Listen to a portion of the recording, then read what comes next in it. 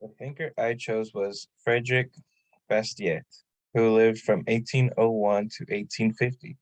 He was an eccentric Frenchman born in Bayonne, France. Bastiat's father was a Spanish trader. Unfortunately, he became an orphan at an early age of 9 years old and got tuberculosis. However, this didn't stop Bastiat from getting a great encyclopedia education before he started working. Bastiat worked at many places, starting with his uncle's business firm.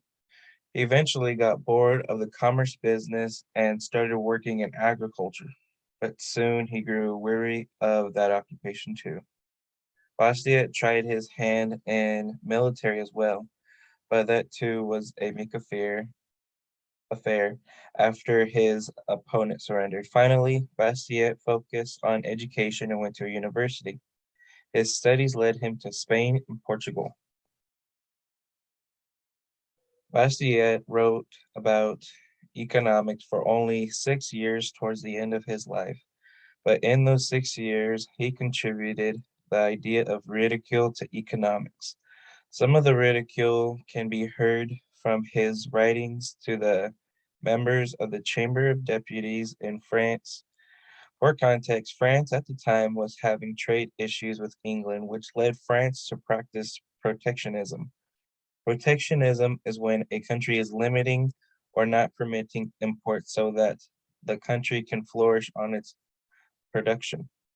This context is similar to what the French did earlier in the history when Jean-Baptiste Colbertism began settling in France during the 16th century. Back to Bastiat's economic satire letter to the members, he told the members that he supported free trade of candles and the light making industry of since England's light making industry was better than France's. Bastiat also made a jab that the only other competitor of France in the light industry was the sun, and that France should tell people to shut their doors and close their blinds if France insists on protective tariffs. Bastiat's writing towards the end of his life include economic sophisms in 1845, selected essays, and economic harmonies.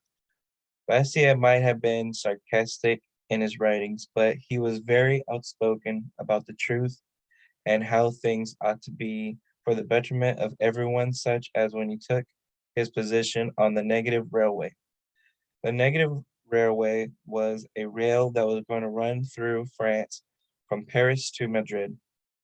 And at a discussion in the French Assembly, M. Simiat said that the railway should have a break at Bordeaux since the stop would enrich the city.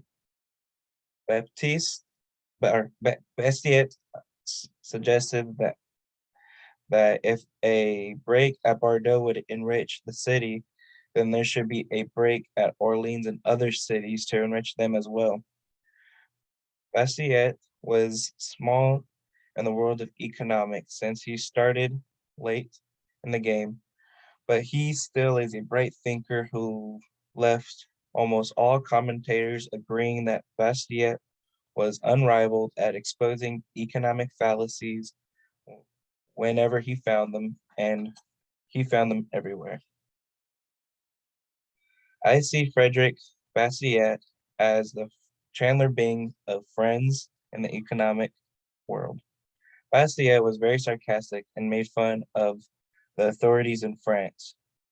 He saw how ridiculous some of the things were in the world, and he wasn't afraid to let people know how ridiculous they are. Kind of like how Chandler makes fun of Joey in front of everyone else.